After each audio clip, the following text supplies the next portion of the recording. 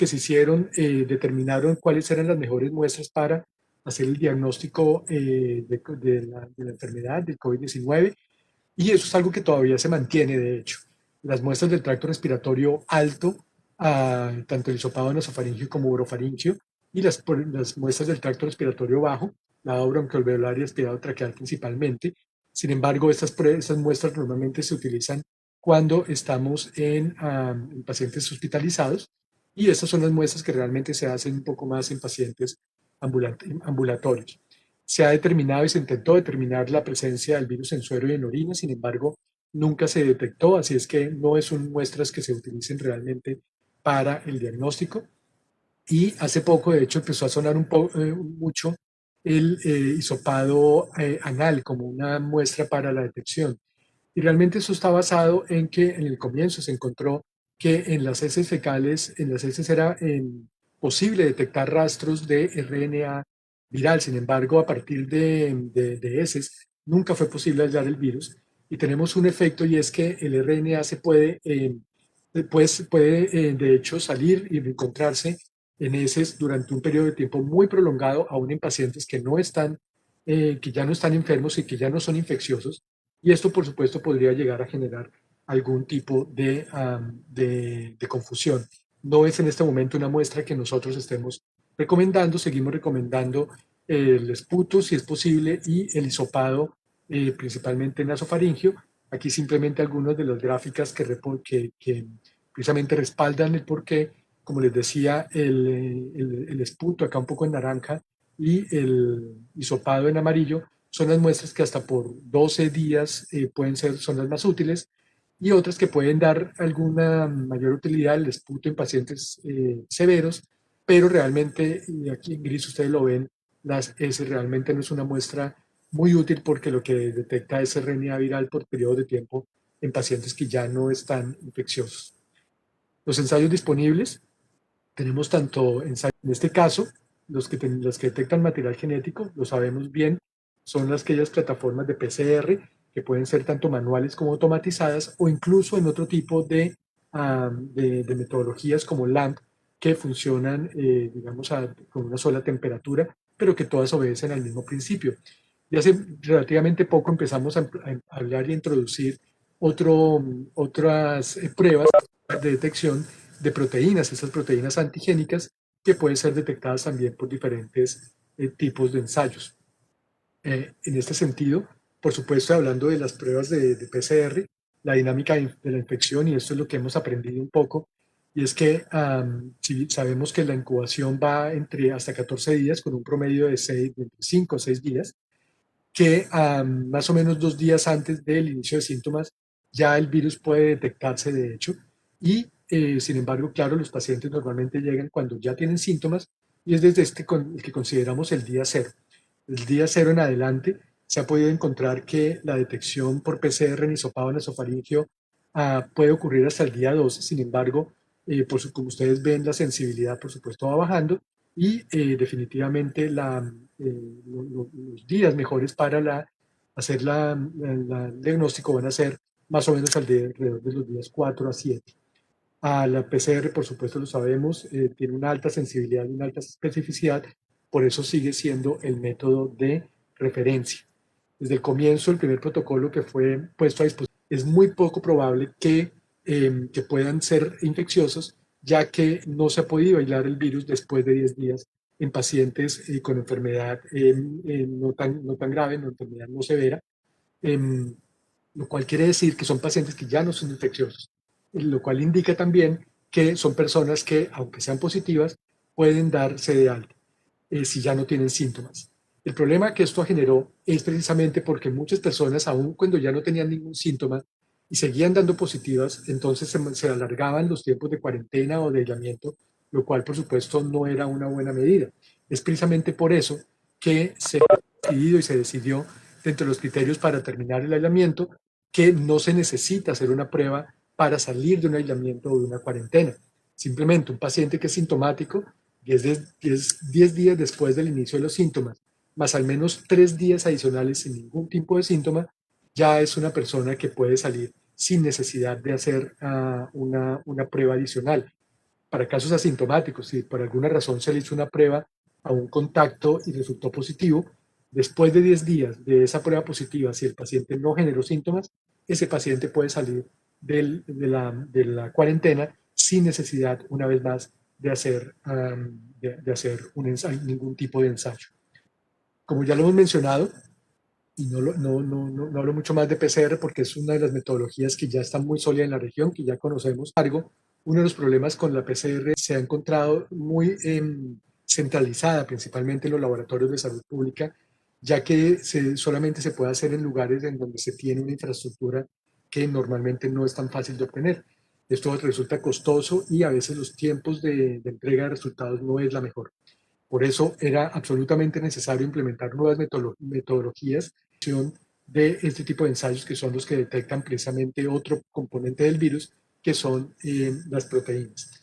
Las proteínas forman parte precisamente, por supuesto, del virus y se generan al mismo tiempo que se generan el virus y que se puede detectar el RNA viral, ya que son proteínas de replicación que se van generando al mismo tiempo que se replica el virus. Esas proteínas, la única diferencia es que, como ustedes lo pueden ver, se detectan normalmente, se detectan por menos tiempo que lo que se detecta en material genético. Sin embargo, la detección es muy buena, también se detectan a partir del día cero, se ha visto que se pueden detectar hasta por 10 días, sin embargo, el mejor momento para la detección es más o menos entre los días 6 y 7, en donde se detecta, perdón, hasta los días 6 y 7, en donde se puede detectar. Sin embargo, acá ustedes pueden ver cuál es el mejor momento para realmente hacer una detección de este tipo de antígenos. La sensibilidad es buena y la especificidad hasta el momento ha demostrado que es bastante buena. Acá solamente les quiero mencionar lo que sabemos, el principio. Es muy sencillo, es un test que se maneja simplemente como un cassette que ustedes ya han visto seguramente por otro tipo de pruebas como las de malaria, por ejemplo, donde se toma una muestra de hisopado y en un proceso muy rápido que puede durar entre 20 y 30 minutos, ya se tiene un resultado que, si es positivo, es confirmatorio. Una muestra en la cual simplemente se pone en donde esperamos la muestra de hisopado, en donde esperamos que vaya las proteínas. Las proteínas, por un proceso de capilaridad, empiezan a migrar y se van a reconocer y van a pegarse a un conjugado. El conjugado, una vez se pegan al conjugado, el conjugado es un anticuerpo contra la proteína que está marcado con algún producto que genera color o produce luz. Esto empieza a migrar por capilaridad y se va a encontrar con un anticuerpo que también va dirigido contra el antígeno. Ustedes se ven aquí, se dan cuenta de lo que va a suceder. Se reconoce el antígeno y van a empezar a llegar muchos de esos conjugados y se empiezan a precipitar. Una vez se precipitan, se empieza a generar una línea de color que es lo que nosotros vamos a ver. Entonces, es la manera como nosotros vamos a determinar que se encuentra que realmente la prueba es positiva. Y insisto, si es positivo, es confirmatoria, no hay necesidad de hacer ningún otro ensayo. Si es negativo, ya tenemos algoritmos en los cuales se puede pensar en hacer una siguiente prueba de PCR, pero teniendo en cuenta el contexto epidemiológico y la necesidad real de hacerlo. Como les decía, son pruebas que tienen entre 85 y 90% de sensibilidad, preocupando un poco más. Y lo primero que quisiera hacer es una consideración a algo que ya sabíamos, y es que desde la caracterización inicial del COVID-19, allá a mediados de enero del 2020, el virus empezó a causar divergencia, empezó a modificarse y rápidamente se generaron diferentes linajes o clados, que es la manera como se llama un poco más en filogenia, y era un proceso que esperábamos y, por supuesto, después de que el virus, y a medida que el virus se empieza a replicarse cada vez más, se empiezan a generar procesos de microevolución, es decir, procesos en los cuales el acción, incluyendo la respuesta inmune, por supuesto, y las medidas inclusive de distanciamiento, se empiezan a acumular mutaciones adicionales que empiezan a generar diferencias dentro de los mismos clados, generando lo que se conoce variantes. Entonces las variantes son mutaciones o productos de mutaciones que se generan dentro de lo que se llaman linajes, que lo que se ha visto de alguna manera es que se puede ser más, que se transmite más rápido, pero no es más agresivo porque no le conviene matar a su huésped. Usuario 011201, que corresponde a un linaje que es el linaje B117, es otro nombre que también se le da. La primera detección ocurrió en el Reino Unido y aquí simplemente para mencionar algunas de las mutaciones más relevantes. La variante 501 YB2, que no inicialmente en Sudáfrica, y la variante P1, también del linaje B1128, que se originó hace relativamente poco en Brasil. Menciono aquí solamente hay muchas más mutaciones, menciono acá solamente las mutaciones que se encuentran en la proteína del vector, pueden tener algún tipo de impacto, como cuál pueden aumentar la capacidad de la transmisión o eventualmente pueden generar un escape de la respuesta inmune. Digo acá posibles causas porque todavía falta alguna evidencia.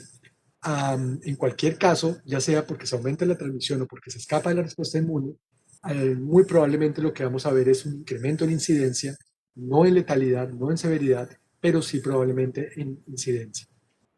Es solamente un ejemplo, pero esto es lo mismo, ocurre lo mismo para las otras variantes. Y simplemente para mencionar cómo dentro de todo el genoma pueden ocurrir mutaciones y están ocurriendo estas. Si vemos acá en esta proyección, esto corresponde precisamente a la parte del genoma que codifica para la proteína de la espícula. La espícula, como ya lo mencionamos, es la proteína que se encarga de pegarse al receptor celular en el humano.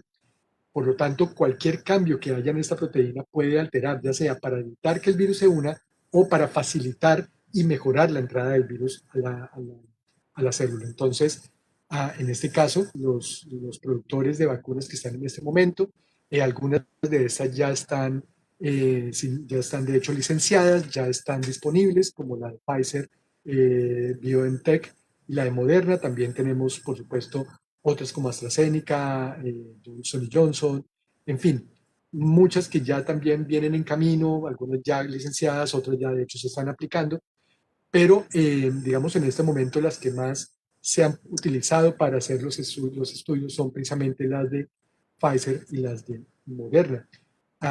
Yo voy a hacer simplemente mención a lo que sabemos en este momento y la evidencia que existe. También tiene marcadores que permiten pensar que además de mejorar la transmisión, también podría escaparse de la respuesta inmune. Sin embargo, eso todavía se está, realmente ya en ese momento tenemos casi 60 países que presentan alguna de estas variantes a nivel global. Situación en América. Acá les pido disculpas porque no alcancé a actualizar esa tabla. Esa tabla está hasta enero 26 vemos que en todos estos países se ha detectado la variante, la B117, la que se originó en Reino Unido. La variante, la 501V2, se ha detectado en estos tres países y la P1 se ha detectado principalmente en Brasil y en Estados Unidos y recientemente, la semana pasada, se encontró que también estaba circulando en Colombia. Entonces, ya podemos aquí actualizar poniendo también a Colombia donde se detectó la variante P1. OMS, por supuesto, está hisopado nasofaringio y actualmente no recomienda el hisopado rectal. En cuanto a los ensayos virales, el método de preferencia es el RT-PCR, que inclusive se ha aclarado con respecto al inicio de la aplicación de esta prueba y también está entre 2 días antes del inicio de los síntomas y 12 días después, aunque sigue siendo positiva, aún no estando infectado o siendo infecciosa la muestra de las personas o las personas. De otro lado, también es importante con respecto a las pruebas genómicas o la vigilancia genómica que ninguna nueva variante que ha aparecido, llámese la variante sudafricana, la inglesa y la última, la brasileña, tienen algún inconveniente con respecto a las vacunas. Se ha detectado una adecuada respuesta a las vacunas con los estudios de neutralización que se definitivamente va a ser cuando se pueda inmunizar prácticamente hacia el 80% de la población aproximadamente, ¿no? Válidas tienen que ver con las medidas de lavado correcto de manos, con el uso correcto de las mascarillas adecuadas, con no estar en lugares cerrados sin ventilación o permanecer el mínimo tiempo posible bajo estas circunstancias, ¿no? Bióticos y algunos otros medicamentos que definitivamente se ha demostrado que no hacen beneficio, es tratar de hacer una vigilancia estrecha, ¿no?, de la oxigenación del paciente mediante la oximetría de pulso, mediante la vigilancia de su patrón respiratorio, ¿no? Y está demostrado, ¿no?, en estudios hechos epidemiológicos acá en nuestro país, que definitivamente la hipoxemia, ¿no?, edad mayor de 60 años son los factores de riesgo más importantes de mortalidad hospitalaria asociada a COVID-19. Ello implica que la detección temprana de hipoxemia y el manejo temprano con administración de oxígeno va a ayudar a enlentecer la progresión del daño pulmonar, ya no solamente inducida por el virus, sino probablemente también por ese esfuerzo que hace el paciente para tratar de sostener una saturación, generando un daño o lesivo del pulmón, ¿no?, el PCI. Entonces hay una serie de estrategias para tratar de establecer cómo voy a enfocar a estos pacientes que están con problemas de hipoxemia, ¿no?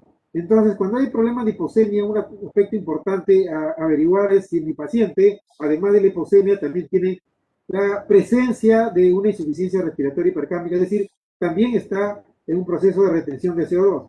Si eso es algo que nosotros estamos sospechando o demostramos de que puede haber una presencia comórbida de una enfermedad que me hace retener CO2, debemos de tener como puntos de corte para manejo con oxigenoterapia una saturación de alrededor de 88%, ¿no?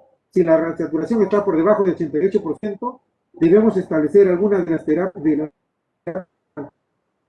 convencionales, como las cándulas binasales, la máscara Venturi, e ir progresando, pero para tratar de llevar esta saturación por encima de 88 a 92%. Ese es mi objetivo. Si está entre 88 a 92% en este grupo de pacientes, deberíamos vigilar y deberíamos hacer una gasometría.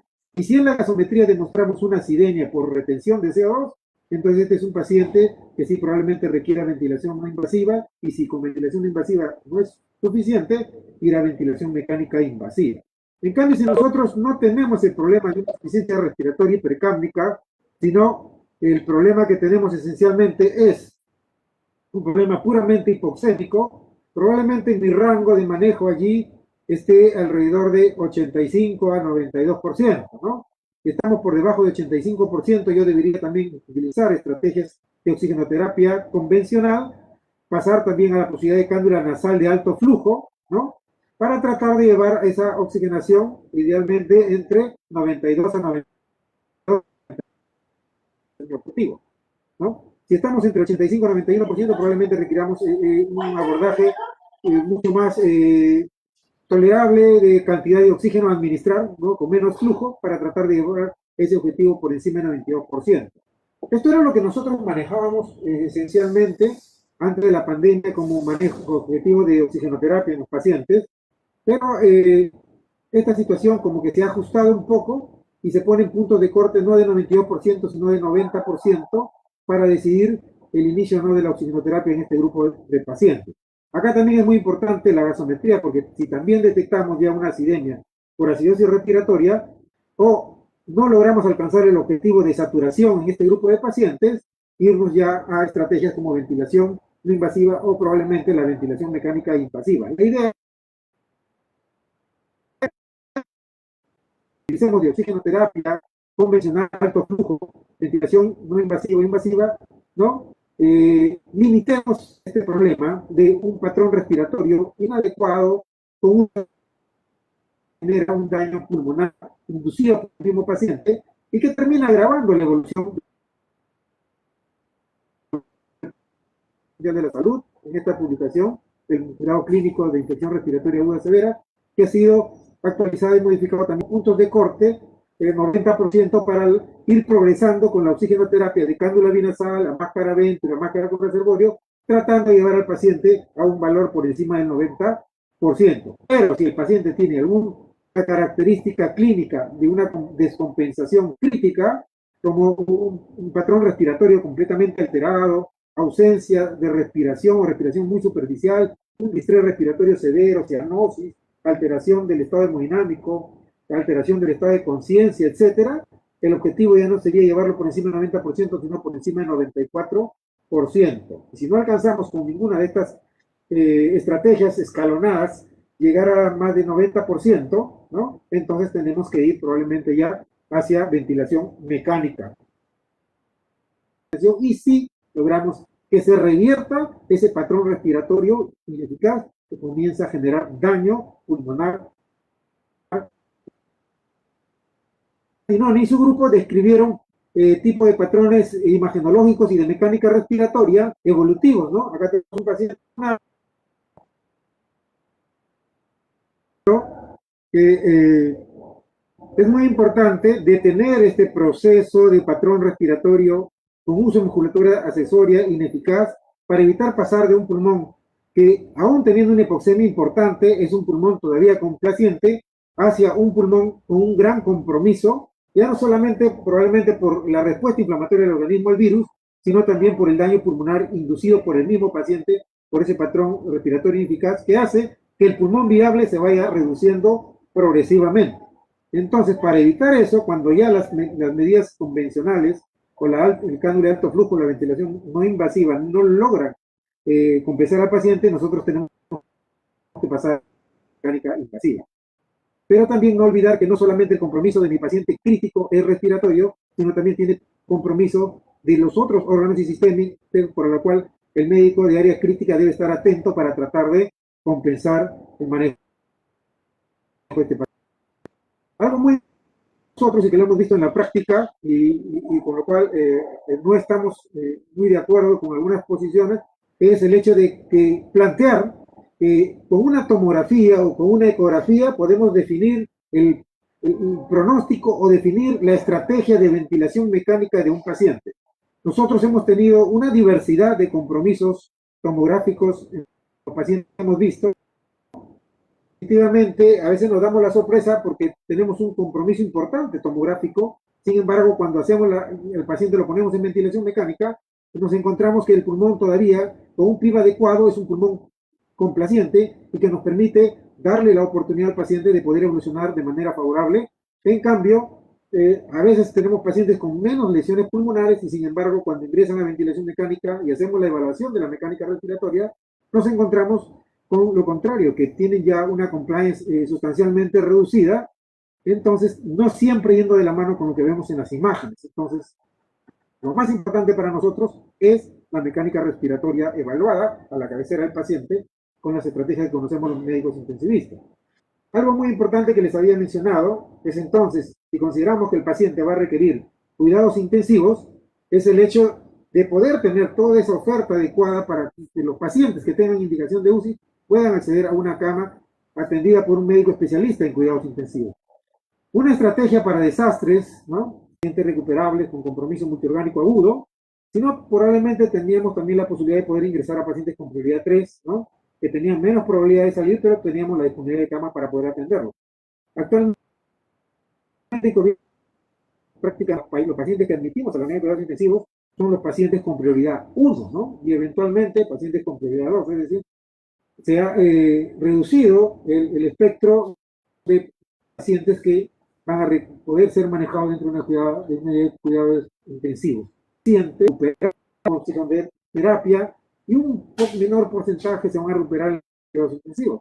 Pero la suma de todos estos prácticamente puede alcanzar entre 95 y 98% de los pacientes que se van a recuperar y entre un 2 a 5% de pacientes que lamentablemente van a fallecer. Entonces, cualquier medicamento, cualquier sustancia que se utilice en este contexto va a dar la falsa sensación de que va a ser un medicamento o una sustancia que va a dar resultados positivos.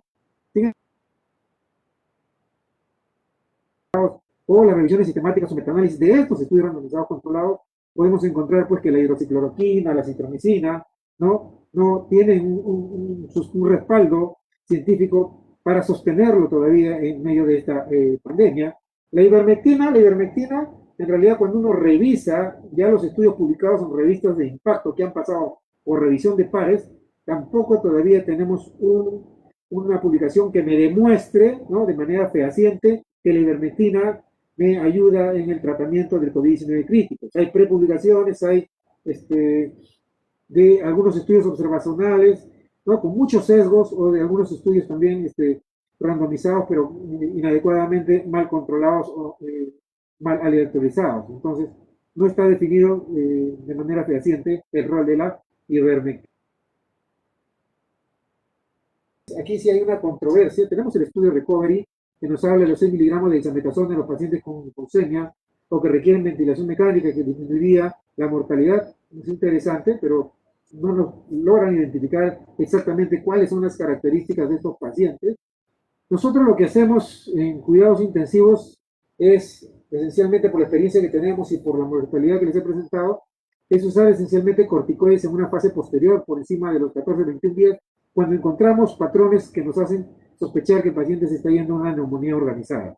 Y utilizamos allí, en ese grupo de pacientes, más el esquema de Villar, en donde utiliza dexametasona 20 miligramos los 5 primeros días y luego dexametasona 10 miligramos los 5 días posteriores, pero para ese tipo específico de problema. Con respecto a la inmunoterapia con plasma cero convaleciente, tampoco tenemos hasta ahora la demostración de que sea benéfico de pacientes. Ni que hablar también del tuzulizumab, ¿no? El cual se le hizo bastante campaña, pero sin embargo los estudios mejor llevados tampoco nos han logrado demostrar un beneficio sustancial en este grupo de pacientes, y nosotros la experiencia que tenemos de aquellos pacientes que les dieron tocilizumab fuera de UCI, unos problemas con superinfecciones, y en realidad no nos ha dado la experiencia positiva de tocilizumab tal y como se refleja en los estudios por llevados. Con respecto al dióxido de cloro, no me voy a detener, esta no es una que sabemos que se presenta en COVID-19 crítico, pero los médicos intensivistas también lo hemos visto en la patología de sepsis, o sea, no solamente se ve en este tipo de problemas virales, sino también en problemas bacterianos, y es más aún, realmente la tormenta de citoquinas sea mucho más manifiesta en los problemas de sepsis bacteriana, shock séptico y síndrome respiratorio agudo, de causas no virales que de las causas virales, ¿no? Cuando se revisan los estudios se encuentra una mayor liberación de citoquinas en esos contextos que en el mismo coronavirus. Y sin embargo, a lo largo de todos estos años, nunca hemos usado inmunosupresores para tratar este tipo de... A menos que demostremos, ¿no?, un síndrome fagocítico como presente en este tipo de contexto, y que sin embargo, para poder demostrar un síndrome fagocítico, tenemos una serie de criterios que cuando uno evalúa a los pacientes con COVID-19 críticos, no los cumple. Entonces, nosotros tampoco para tormentas de citoquinas bajo este contexto. Lo que sí hemos visto en los pacientes es un estado de hipercoagulabilidad importante, ¿no? Un buen grupo de pacientes que hacen este estado de hipercoagulabilidad. Estamos entonces siempre permanentemente evaluando los criterios, ¿no?, para ver si el paciente tiene coagulopatía inducida por sepsis, ver si cumple criterios en base a este score, o ver de más de 6 veces del dímero D para considerar ya no solamente una tromboprofilaxis que le damos a todos nuestros pacientes en cuidados críticos, sino tratar de ver si este paciente tiene factores de riesgo importantes para, o la presencia de trombos, para ir a una actitud terapéutica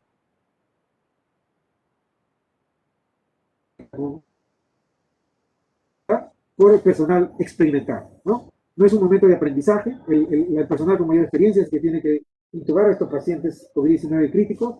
Tenemos que utilizar una estrategia adecuada de sedación en el paciente con síndrome respiratorio grave en ventilación mecánica, de relajación, también en el menor breve posible, en la medida de lo posible, utilizar equipos de monitoreo objetivo de sedación y de relajación, ¿no? Y si no, tratar de estar utilizando escalas o analizando a la cabecera del paciente la menor dosis posible de sedante y relajante que me permita que el paciente se mantenga acoplado con el ventilador mecánico. Cuanto más sedación utilice yo, sobre todo benzodiazepinas, o cuanto más relajación, voy a tener dos problemas. Primero, delirio asociado al uso excesivo y prolongado de benzodiazepinas, y también la polineuropatía o miopatía asociada al uso prolongado de cuando el paciente está en UCI, nosotros ya intubado podemos nosotros apreciar cómo